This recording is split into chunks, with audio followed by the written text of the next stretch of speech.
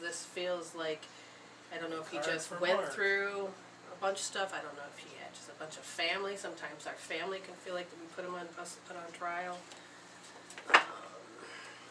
Oh, he's got to do a balancing act. Well, that makes sense. He's got how many kids now? A few. Yeah, he's got his family life, and then he's got the radio family. Yeah, that's true. Many children then. Yes, and then... Balancing act. You are calm within, no matter the fluctuation, I guess, I don't think the script they use here. No matter the fluctuation of outer conditions. There are times when things seem a bit topsy-turvy, and it feels like if you're juggling 1,000 balls in the air. Perhaps you're unsure of your footing. Now is the moment to evaluate which areas of your life need balance and then restore equilibrium. Choose harmony over discord, and great success will be yours. You'll find inner stability when you choose a balanced, focused, and level path. Anyways, that's what I'm feeling. Okay, so what we're going to do is allow ourselves to... This is a great deck. It's called The Enchanted Map by Colette Baron Reed. And one of the things that I like about it, it shows the upright and the reversed, or the positive and the shadow. So usually if there's not a question a person has, then usually you can find out what are we supposed to talk about. And see if Jen can pull any card at this point. Nay, nay, nay, nay. Oh, okay. Reversed. Okay, so at this point, it's the One Ring Circus. And what do I look at this as? You are capable and competent. So learning to find that self-esteem. It's not about the willpower. We met someone wonderful today, and in order to survive in the surroundings of the people they were in, they had to use a great amount of willpower. Yes. And that's what they call willfully strong. Strong-willed, iron-willed, willpower. But living that way for a long time can burn you out. And because it takes so much energy. like you were saying, that it took a lot of energy to be mad at people. Yes. Which was... When I was younger, there was a lot of backstory into how I became this way, but I was in junior high going into high school, and I had a strong will, and I was mouthy, and you weren't going to tell me what to do. I mean, really, my mom was the only one who really had authority over me that I would bow toward, because she made sure that I did. She was my mom. She bent your will, or she broke your spirit?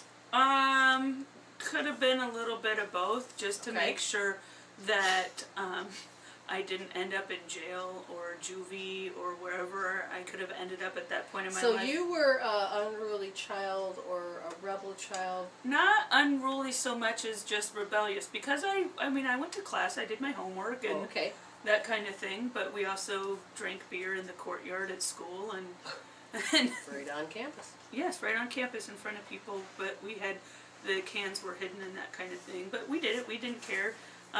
We just challenged authority.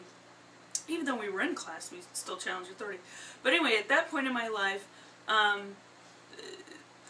was angry at a lot of people. And then once, it's a long story, longer than the one I'm telling now, haha, that I got to the point where I got into seeing, a therapist and that kind of thing, because, there were issues that I needed to resolve in my life. And one day I come in and I just had this great epiphany. Once I had worked through some stuff, I thought, I came in and I said, oh my gosh, I said, do you know how much energy it takes to hate people? and so she was like, oh, there's a realization. I said, no, I'm serious. And so she said, oh my gosh, she goes, that's huge for you to come to that realization. On my own I came to that, because it does. To be that willful, to be that rebellious, to be that strong nature takes effort. Yes, I would say yes. Is what we were talking about. But, so this One Ring Circus is that independence is the key now as you step onto your journey today. Now, the interesting part of the first chakra, which is the root, the main thing is learning to be able to survive and safety and have what the necessities taken care of. And when you have confidence like that, then it's amazing how you can be able to step forward really on your path. And without the primal needs met when you're young, then you will probably feel like you can't do it. And if your parents were unable to fulfill those needs, then you will feel even more unable and unsure if you can do it. So it's very important to, not that you have to independently start forth, but it is getting that confidence and that surety that you have it. When you don't have that certainty, that assurance, you will have a tendency to start creating havoc in your own world because you're trying very hard to tell yourself that you've lost this, you don't have this. So you will create circumstances and issues that keep repeating itself about you don't have a place to live, you're going to be out on the streets alone, or you got to always rely on somebody. But Yeah, there's creating that stability. Yes, and a lot of times people feel like, okay, I have to force myself to be independent, I've got to do this, and yet they fail terribly. Sometimes a little guidance is good, but really healing the fact that there is fear, or healing the fact and creating closure to, you know, your soul once told you, no, you know how to do this, and you're living in a state of, no, I don't know how.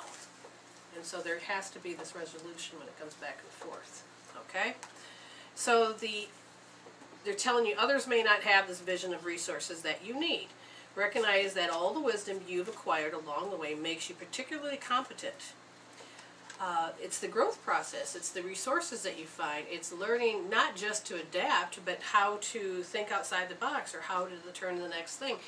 And the more you do it, now there is that part of some people that feel that they don't have it, so go out and steal it. That's not what we mean by learning to have resources. In some cases, in some villages, yes, that is it. You see a farmer that has an apple, and you want to feed your family, and you don't know how else to feed them immediately, you will then have a tendency probably to steal. But there are some people that have felt like you owe me, which is a little difference in the world owes me. Yes. The sense of entitlement. Yes, Yes. And so there is all of these different things, but if you're able to become more self-reliant, then what will happen is you will then have a more self-assuredness that be able to move forward, and it doesn't have to be false. So another aspect to consider is creating and maintaining clear boundaries between you and another. This is absolutely true. I can't tell you how much I was a rescuer as a kid, and I was someone who was a people pleaser, so I had no healthy boundaries. I wanted to be loved. At 3 years old, I was angry. I didn't want to talk to people. I didn't like people, and I was very awkward. I didn't be, just people, no, get away from me. And then at 5 years old, I started to think, okay, I really want love from my family. And it's not that they weren't there for me, it's just that my mother had gone through a terrible thing, so her energies were taking care of that. Her dad died, and then her divorce, and so everybody was focusing on their own stuff, so there really was no energy to make me feel comfortable. So when you, at 5 years old, I'm like, I just want to be loved. What do I have to do? And so I did unconditional love, but that also meant that I was taken advantage of, I was stepped upon, I was abused. You do such a great job making everybody peanut butter and jelly sandwiches. Yes, that's how they did it, and they would praise me so much that I ended up doing it all the time, and it was then become expected of me. And when I didn't do it, they would treat me as... It was a form of manipulation. Oh, if we tell her she does a great job, she wants to be loved, so let's get our sandwiches made. You know, and I was my mother had to work, so I was raised with the siblings. You know, great people, they really are. It's just that this is how you are when you grow up with one another.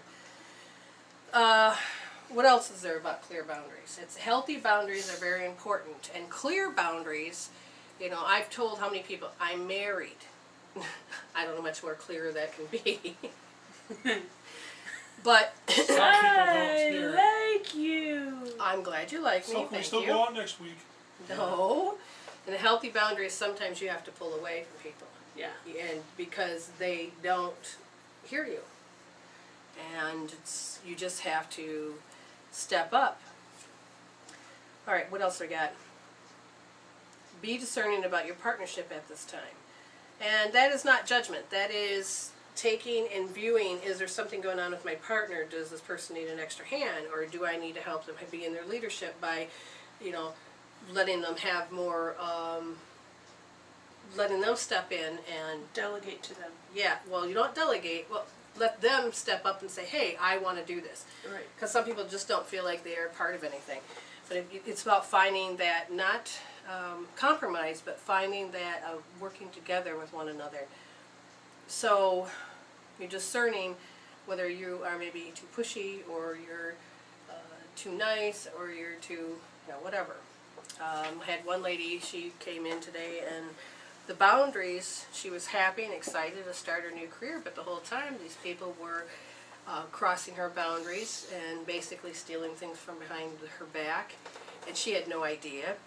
And when she stood up to say something, because she found out, then they're the ones that got angry and manipulated and started to point fingers and tried to make such a mockery of the whole thing, and to make her look bad. They're like, she started it, and then she walks away, she did it. And I mean, literally, it was just to make so much noise. And the person that's getting abused, you know, the smartest thing she did was just clean her hands and walk away from it. And the boundary is, no, you don't get to come back in my space. Right. And not fuel the fire anymore. Yeah, because they were trying to hook her into being Into what the they drama. wanted. Yeah, into the drama. Oh, another boundary is, I saw this picture on Facebook. One of the memes was, said, you know, I noticed that you call me a feminist when I'm not going to act like a doormat or a prostitute. That's interesting. Yeah. Because somebody's standing up for themselves. It's interesting what happens. And sometimes that's where you have to consider the source, because sometimes just being who you are, somebody will find whatever they can say and be just mean. Exactly. You know, when I had my building down there, I was building it, and so they had so much tar on the roof, 15 years with it, if not more. And then when the roof was put on, there was a gap between the tar and the tin roof. Yeah.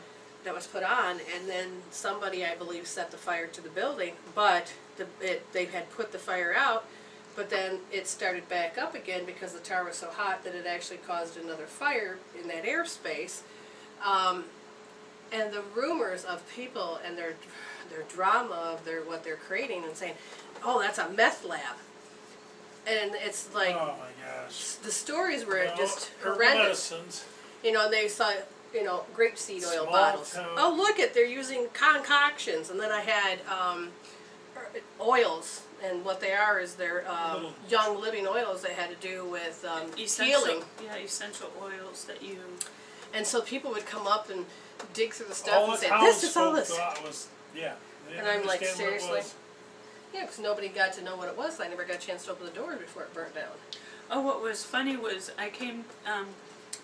when the building was still there, and come into class, and I had my old car, and I drove across country to Michigan from California. I stopped. If you've ever been to South Dakota, there's a really big tourist trip known as Wall Drug, and there's the Corn Palace, and you get your picture taken on a jackalope, and it's really funny, and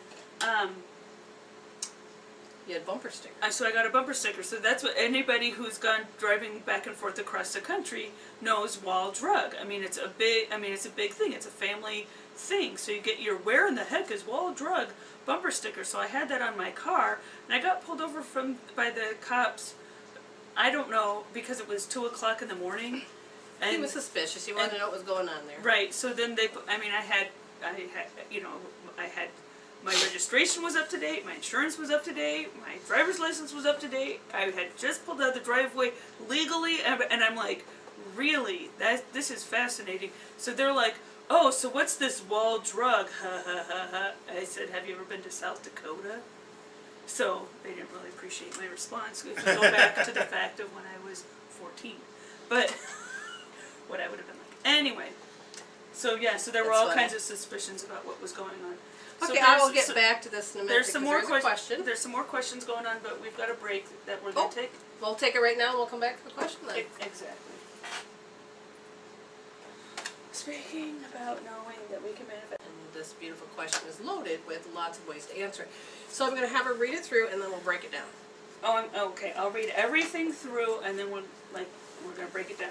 Yes. Speaking about knowing that we can manifest our resources to care for our basic needs, what does having faith in this belief look like from a spiritual perspective?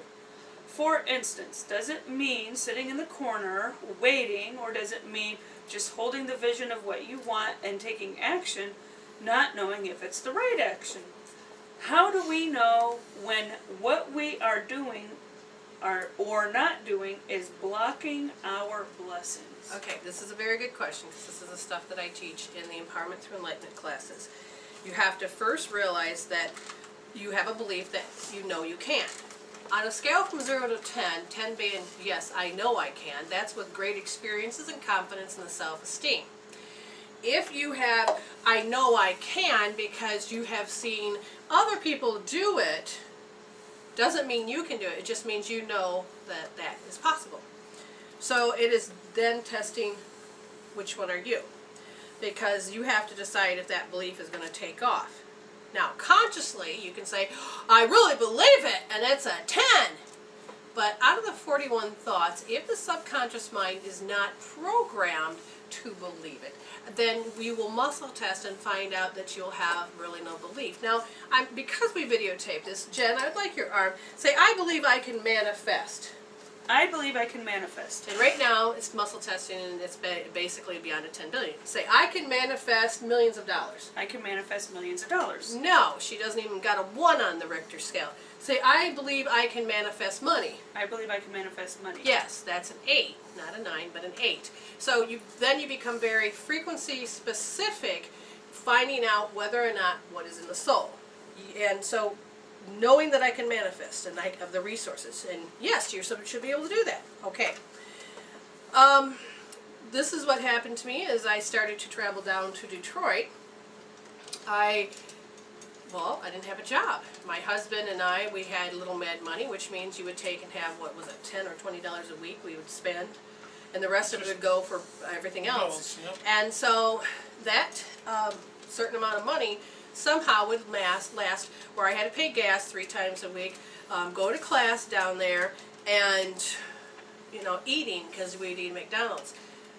I can't tell you where really the money came from most of the time, but it really wasn't all from my husband handing it to me.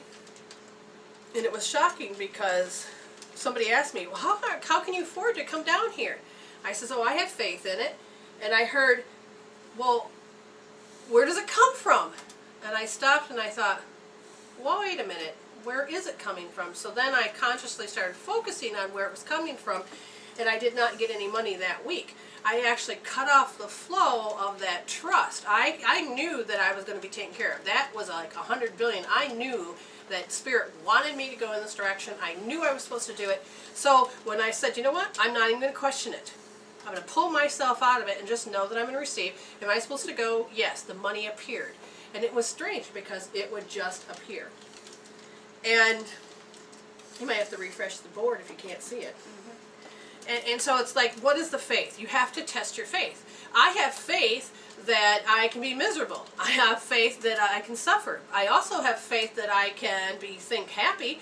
But do I have the faith to know that I can make myself happy? And you have to look and define what does it mean about faith to you.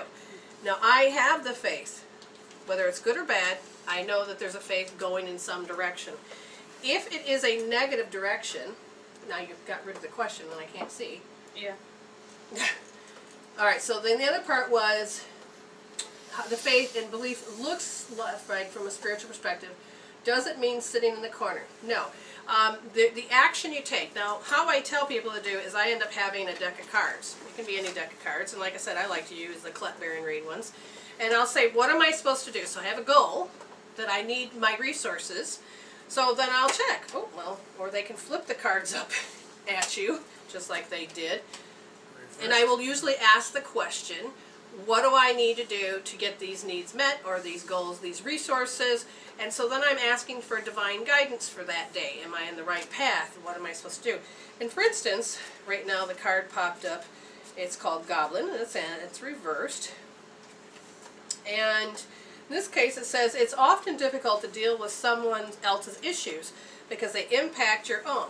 No one is perfect, but in the case where particular vulnerable is being manipulated, don't take this world personally.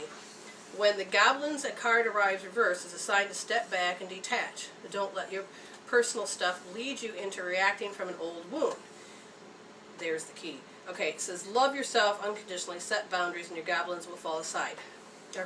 Love is the answer. So when you think about, do you react from your old wound? And at one point when my mother died and I had to take care of my sister, I was very frightened. How are we going to pay rent? How are we going to do anything? Because at this point I was taking care of my mother. She died and I had no one to no one to help you. No one to help me. You're on your own. Plus And you had I started a young sister to take care of. Yeah, and I started to get very scared, and then finally I knew about synchronicity. All right, show me what I need to do.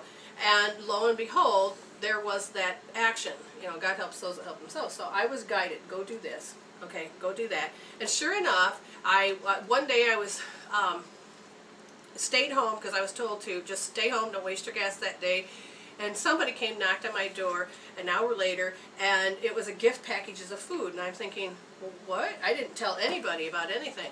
And then I had another lady that came, I think, 45 minutes later and says, here, I want you to keep this to help you. And she says, but don't open until after I leave. And she says, okay. And she had a nice talk with me and she left. I opened it up, it was $50. And that was exactly how much I needed to pay my electric bill that I was behind on. And I thought, whoa! And synchronicity is what actually helps you keep the faith. You're looking, because you got two energies that are coming at you at all times. We're usually trained with the negative one, so it blocks the positive.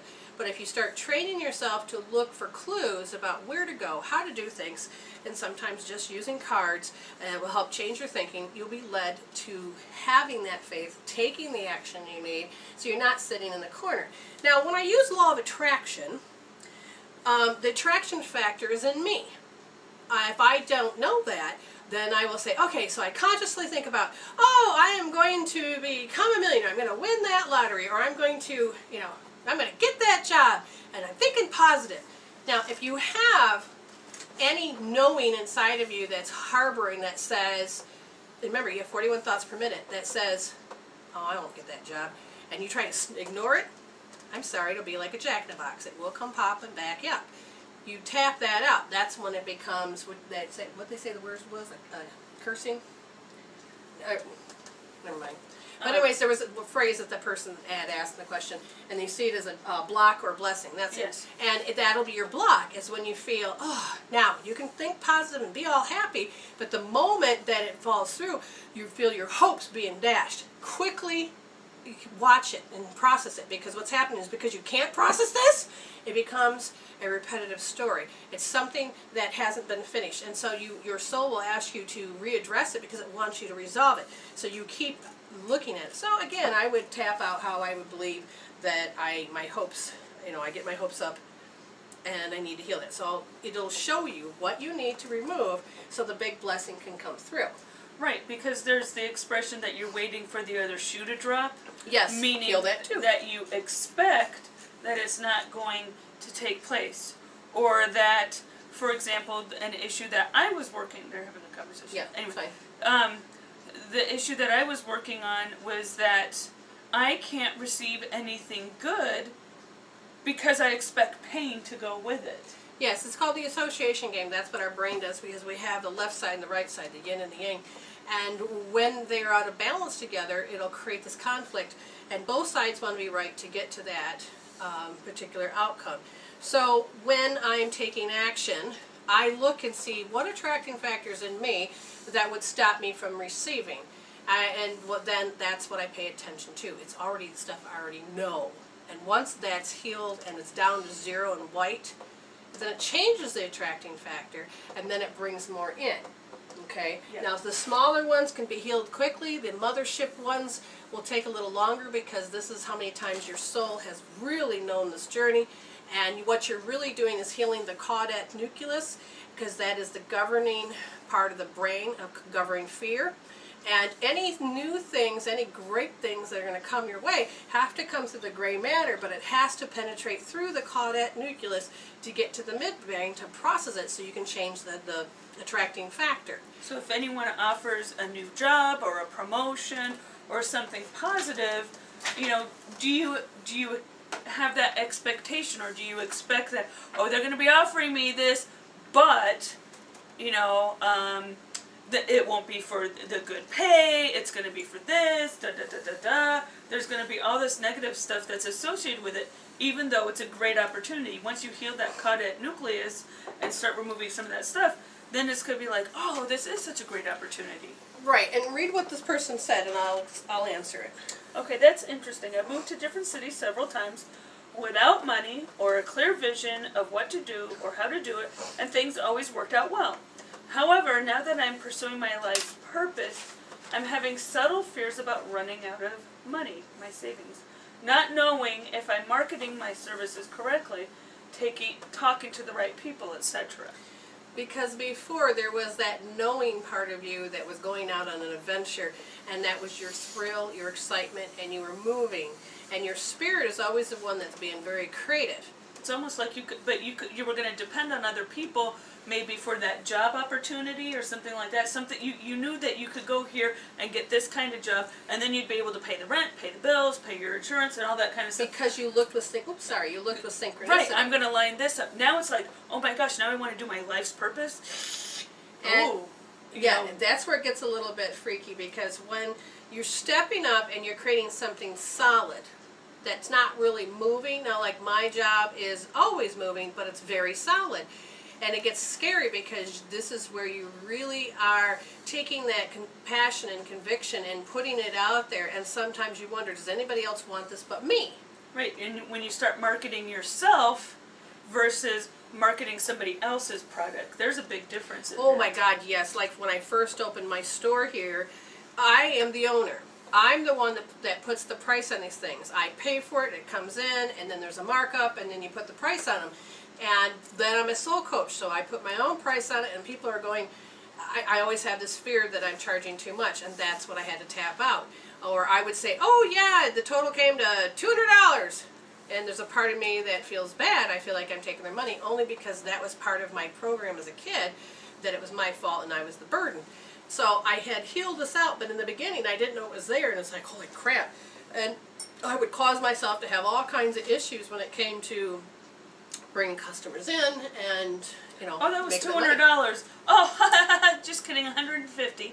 Because they feel bad or embarrassed. I had gone to one of the shops over here, and they felt so bad that this person that was in front of me was going to spend $250, that they go, oh, well, I'll get you a punch card, and then we'll say that you spent this, and then you'll get 20% off, and that new book will say it came out of the old section, the bargain section. And I'm looking at him going, but I know this person don't own this place. And I was just very fascinated in how this person felt so guilty and shamed for asking this amount of money. Right. And I was like, oh my. So when you're doing your life's purpose, it does get a little bit fearful, because you're making it more concrete, and you're asking for it. You're asking for help. You're asking for this is the price. And then if you're doing anything in the healer realm, then you have all of that fear that's come with that. That's, again, when you're caught at nucleus, it's not just what you're born with. If you're going on a purpose and path, you have to take the connotations and any fear that has come along with that particular job that you're going to do. So in the healer's realm, you're not supposed to charge, was something I had to heal. It wasn't just in me, but it was in the group consciousness. What it means to be a shaman or a medicine person. You know, you're doing this work of the earth and the planet and divine God's work. It's like, but there's also education. I like the I don't know where we saw the phrase, but what people are paying for when they come to you for a service, yes, is that they're paying for your education. They're paying for your education that it took for you to get to this point. And yes, it takes education and all the classes and courses and everything that you've taken, that I've taken. They're paying for that. But for us to do this service, it's free, because it's what we love to do. Right. We're doing this as a service. Yeah, that's free. What you're paying for is is the education for me to stand before The you. knowledge, the mastery, the details, and there is no shame. And those old belief systems that, because again, you have a whole variety and the different array of degrees of what people think. Well, you're working for God. You shouldn't be taking any money. Well, you know what? I sat down one day and I says, I'm tired of being poor. There's no money to really extra to do anything, and I felt like I wasn't helping my husband, and I felt like we didn't have any food on the table.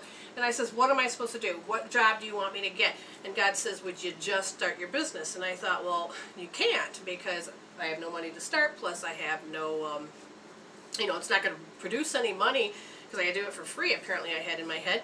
And then all of a sudden I heard God say, I gave you an order. Go and start your business and bring money in so you can feed the family.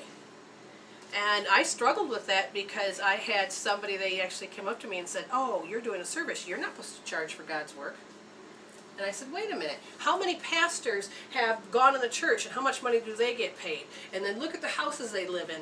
And you're telling me they're really doing God's work according to the world, and they're not supposed to take a dime, but yet I have known that got $70,000 a year? Yeah, but what church? Yeah, I'm like, don't look at my house.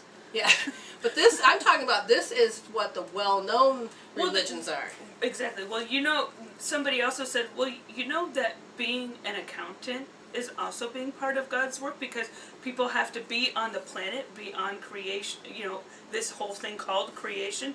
Did you know that being an attorney is God's work? Did you know that being a physician is also God's work? Because it's all part of creation. It's all how we're coexisting on the planet together to get these goods and services produced and all that kind of thing. Now, there's that stuff you need to resolve so that you can come into great abundance.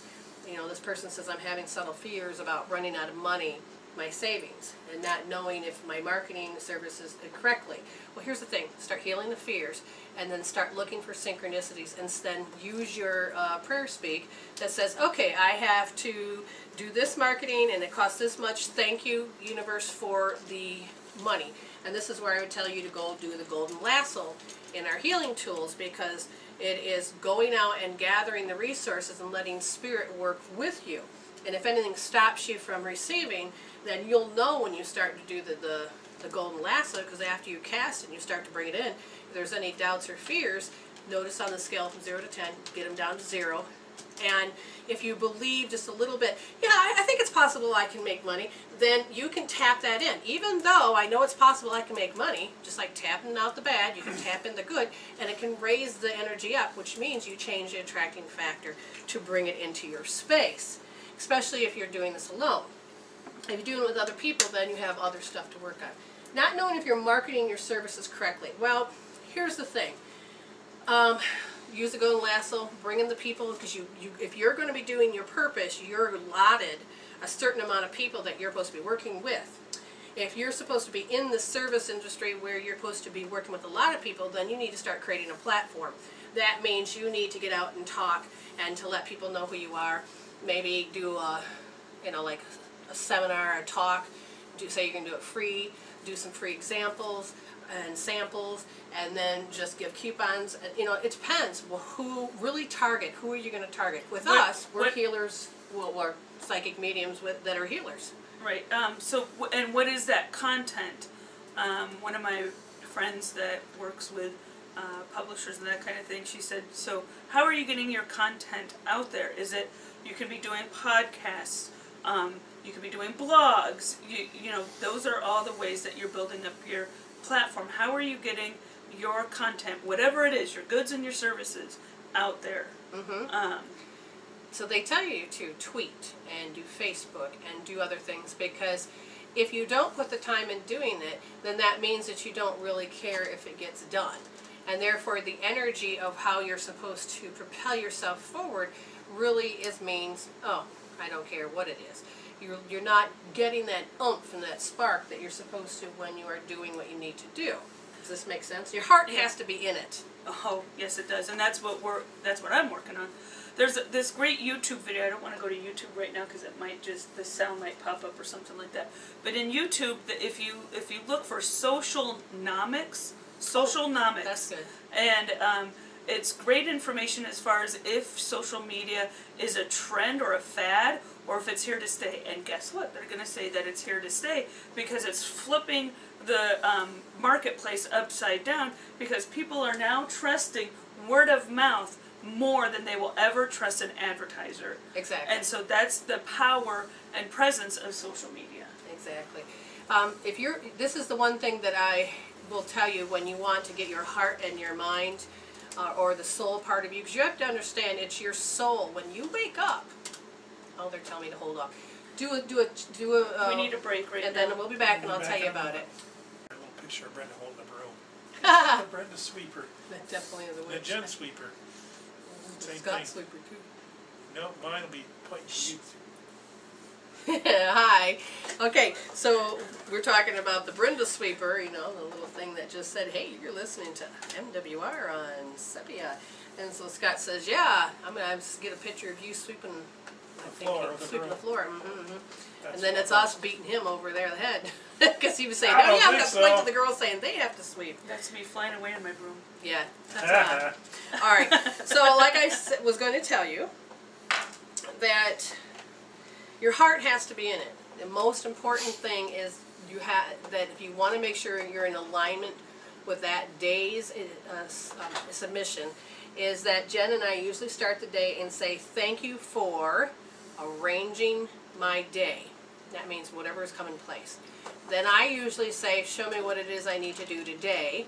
And sometimes I will just get cards out or whatever is on my agenda. And if there's something on my agenda, I'll say, is my heart into this? And if I feel like my heart's not into it, then I'll think, oh my gosh, what do I need to change to become in sync with it? Because if your heart's not in line with it, it's just going to go to poo. And you don't really want that. You'll have more hassle than it's worth. When you first wake up in the morning, your soul, the light comes on, and if it hasn't animated the brain just yet, then what will happen is you'll actually wake up, look around, and are kind of fuzzy going, who is that? Where am I at? And then the energy of the soul will animate the gray matter, so the consciousness will fire up the brain, and then the brain will start going, oh yeah, that's right, my name is Brenda, that man invented with me is my husband, yeah, I live here, yeah, okay, fine. And so then I'm now thinking about, oh, my day's event, and all these things are happening, and then the brain then powers the body.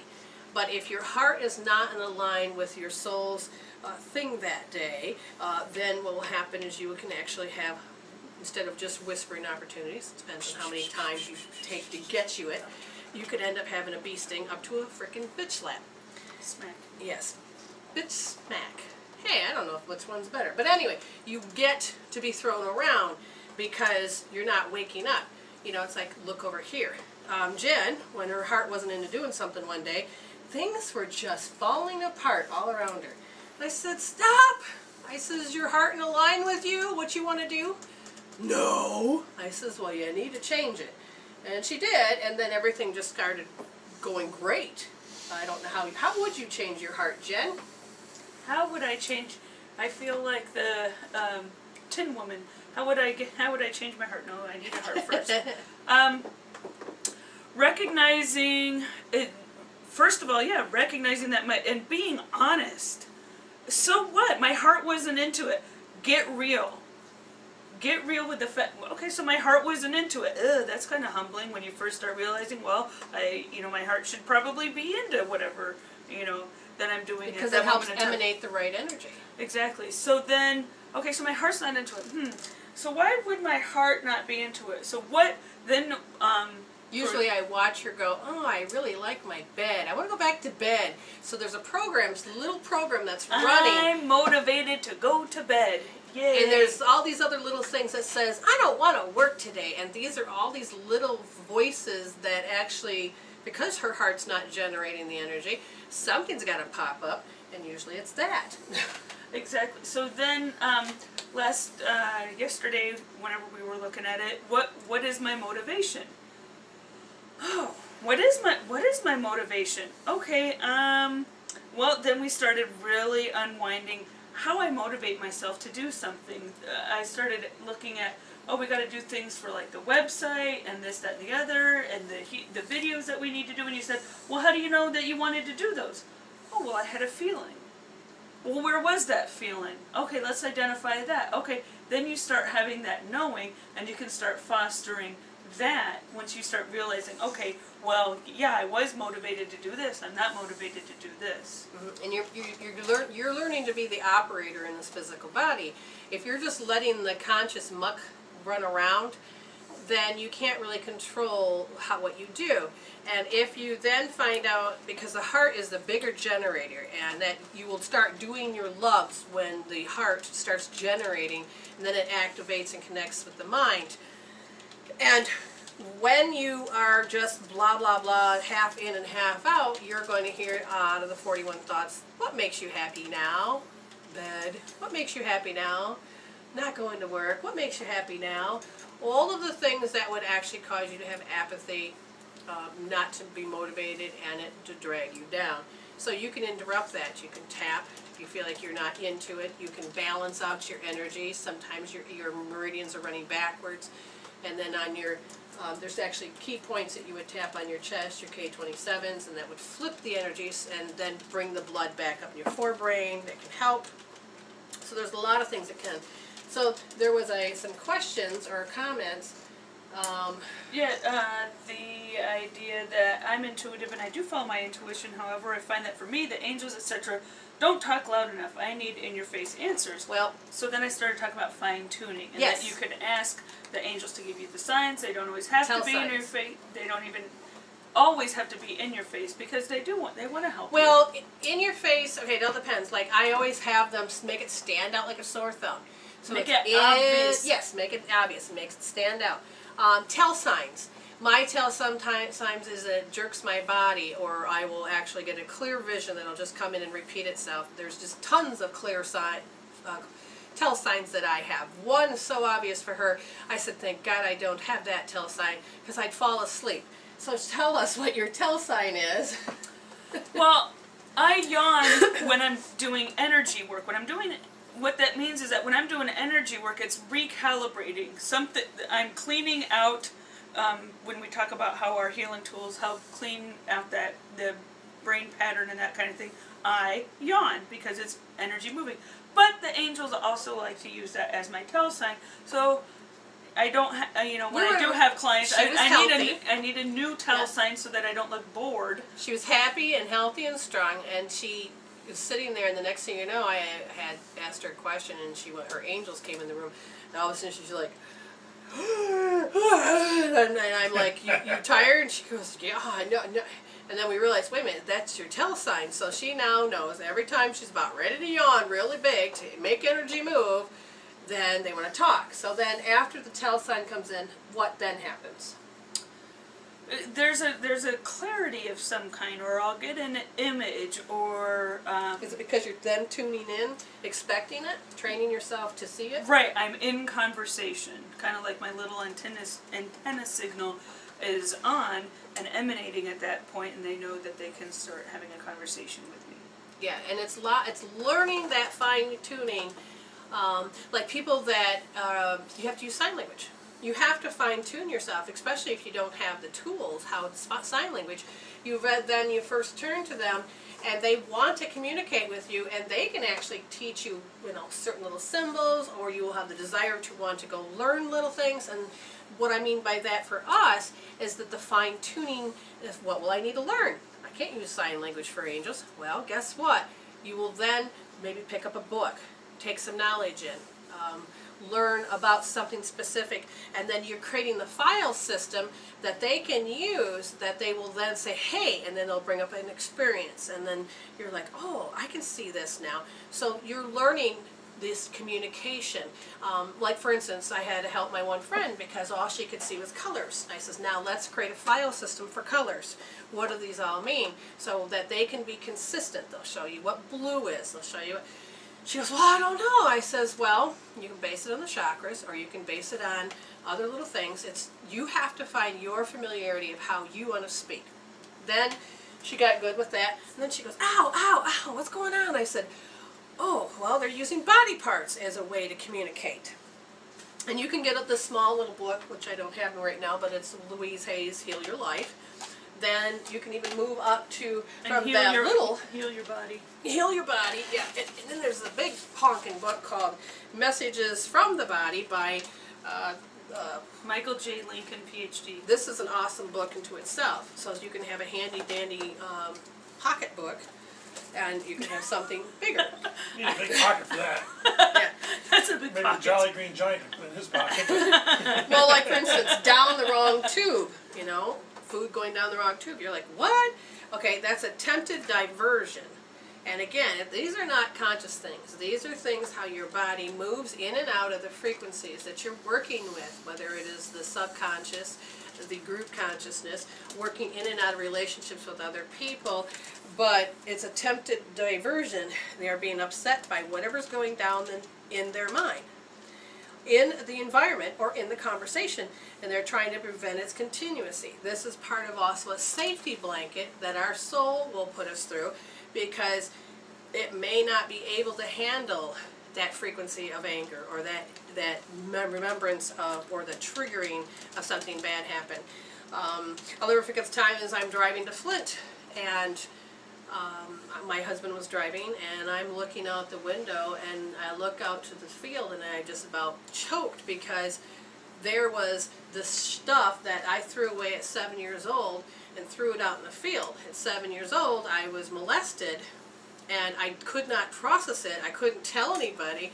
So I remember, so it flooded back, and I remember sitting there going on my sister's lap. We were called bony-ass kids because we had no seat belts. Back then it didn't matter, and all the kids piled in the back seats. Everybody had to sit on somebody's lap at some point.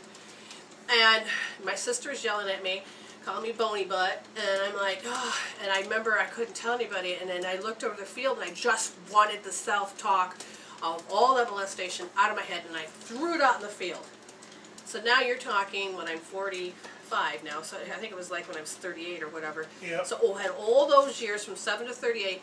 30 plus years. I'll tell you, that land did not look like I had any growth, because when I looked out in the field, it was exactly the way I had left it when I seen it. So that stuff kept rushing back to me. But I was ready, because I had done a lot of healing at that time. So in this case, everything represents something. Life represents something. For instance, I'll be outside and a bird will come flying at me, and then I'll think, oh my gosh, that was a sparrow. Well, it stood out like a sore thumb. It's called nobility. Trust in your nobility. Fulfill responsibilities. Pursue and do what you need to do for yourself. Obstacles soon will pass out of view. I'm thinking, oh, that's interesting. A lot of times you will hear me yell out 2222 or 3333. You'll hear me yell out certain numbers, and for instance, they also have meaning. So life represents. On my fan pages, I have put up life represents. I put the angel numbers. I've got certain animals up there. I'm slowly putting up other things. Like 333 stands for you are completely surrounded, protected, loved, and guided by the benevolence ascended masters. So if things are standing out for me, it's important that I pay attention. How are we doing there? Good. Doing good? Yeah. Okay. How else do you do life represents? I mean, the body parts, yes. My girlfriend, her spleen was hurting one day, and she goes, oh my God! And I said, breathe it through. And she goes, it hurts. And I'm like, no, stop. You're saying, what part of your body hurts? This. I said, your spleen? Yes. And I said, spleen represents, and I've actually wrote the meridians down, and so I said the spleen represents, and you can even look individually what the organ is, but that spleen represents flee mode, wanting to run. So as soon as I started to say that, represents low self-esteem, over-concerned, hopelessness, her pain disappeared. She goes, yeah, keep talking. And so then I said lack of control of events, worry, distrust, feeling attacked. She goes, oh my God, it feels like being attacked. And I says, and then what memory does that come up for you? And she says, oh, she goes, da-da-da-da-da-da-da. And as soon as she got done saying it, her body then corrected itself. She felt better. So sometimes they will point to different things so that you can bring up the subject that needs to be resolved. Oh, and we have a friend coming in right now. That's a really big spider that's on the cord right now. Where? It's huge. It's on the black Oh, part. yeah, the it's video. a- it is. It's a It's a- honking big the spider that extension just cord? came in. On the left So- side of the extension cord? Let's look at what spider Where? represents. That's Honey. what we're talking about. Way on the On other this side. side, on my side, not your side. Come around. Okay, so we don't need to hear that. That means you have to Oh, get into there your he is. face Yes, and there you go. It's really big. It's going to jump and get you. get it. Alright, Scott, Jen. I'm from the city, don't you know? And then I just had a little gnat in my face. That was good. Uh-huh. Okay, so spider, go to the light or go outside, one way or the other. And the spider represents, okay, I can't seem to find it because I can't seem to see. Is it a wolf spider? Rawr. How about I have no idea. regular? It's Okay, a there's. dawn spider now. Okay, who went to the light? Okay, so there's individual We set 'em species. on. Don't take the roundabout way. Be straight. Weave something. And they're not talking about sexual orientation. Weave something new. Trust feeling rather than seeing. And that is Your intuition, and because intuition. this Yes. person is great. They said, I know, for instance, that when I hear ringing in my ears, I always stop what I'm doing and allow the ringing to complete. Oh, good, Is you this answered what it. you're talking about? Yes, you answer it. Yes. If that is your tell sign that they want you to pay attention, then look around and see what else. And if they make something stand out, like the spider just did, then we thank you, spider, for telling us what we need to do. And you have to understand, no spiders really were harmed. It's all about how, For the taping of this show. but it's about Yeah, it's how not- it wasn't everything is prearranged. synchronicity has been working into play. It's about how everything was chosen. My soul chose to work with these two today at this moment and with that spider and to communicate with the chat room. So it's how we work together. Now, thank you very much, and we're going to have the outro now. We'll see you next Friday. Okay, thank you. Okay, now he's